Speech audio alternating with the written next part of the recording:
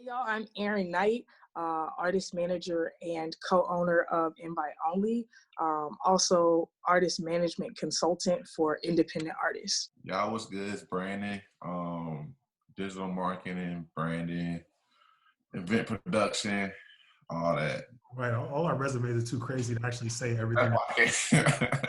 You'll find out more. You find out more. Just For sure, for sure. I'm Mack, mostly known for doing like all the Christian hip hop, everything related in the Boston/New England area.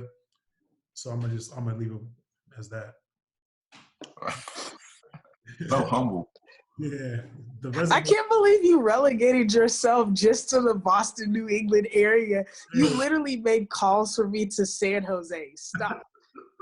Right. Yeah. But I for sure though, and it's funny because we can slide right into this is a good talking point, because even when I'm dealing with an artist, we know like the most important thing is niche. Like niche, controlling your niche is like one of the most important like aspects and like underrated aspects of any business structure that you do, because you got to be known for something real specific at first. And for me, it was always, I built my whole everything off of Boston because I control that whole market. Like nobody else is doing events in Boston like that. So I can easily say that like I'm the only promoter in Boston. And like if you want to come to Massachusetts, you most likely gotta come see me, or New England or whatever. And building it out from there and controlling that to such a high degree is what enabled me to be able to get over to all the different coasts and like do West Coast and stuff like that. Because it's really just built off those connections. Like controlling that and getting the most out of that is what opened up my doors for being able to work with all the artists that I work with, and then expanding into their markets even more. It was mostly because I built it all off of my own space and not trying to do right, because they had to come through you to get to that area that they needed. I'd say the same for me, because even in Atlanta is like the biggest A market in hip hop. It's like AAA, the primary market. So for me, granted, I started in rock music, but I never was going to be able to compete with party promoters who have been doing it since I was in high school and middle school.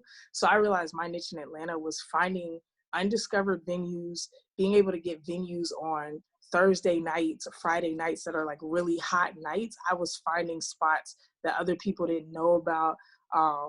And then being able to kind of like brand my events as like experiences that people are like, yo, this is super cool. I've never been here. I've never been there. Like, where'd you find this sound guy? Where'd you find these lights? You know what I'm saying? Just like really interesting stuff like that. So yeah, I think that was like my initial niche in the Atlanta market, but also being able to actually take local artists to like the global scale. I think that's something, it's not a niche per se, but because I'm still out in the streets, like typically you have somebody like Scooter Braun, you know what I'm saying? And everybody's like, oh yeah, like Scooter Braun took Justin Bieber from obscurity, but like, I can't text Scooter Braun. Like I have homies who can text me and I'll be like, oh yeah, I'll be in Toronto tomorrow with my 18-year-old artist. You know what I'm saying? So I think that's the difference, like me being accessible and still having like that, like growing local artists to like a bigger scale. So I agree. The niche thing is hella important as far as, because now, because I'm so locked in Atlanta, I can go worldwide because everybody wants to get into my market. So I agree with you, Mike. That makes so much sense. Yeah. And the reason why I know Brandon is because going to South by Southwest, like low key, he was running all the events that I went to. And I was like, wait, I was like, why are all these your show? Like, like, how did you become the mayor of Austin? Right. Yeah, I was just about to say that. That's how I kind of got my hands into a lot of things. Like when I first moved here, I was on a mission to like take over Austin. I'm gonna do this. And I had that niche. I went in, and then look where we at now. I mean, I met Mike there. I met Erinn. I met you the first time there. That's how I met Doc. I mean, they came through a concert, Canon's concert. I reached out because I was blogging at the time with this local clique called Mixie. I reached out, linked up. Hey, a lot of people be sleep on their own city, man. I don't understand.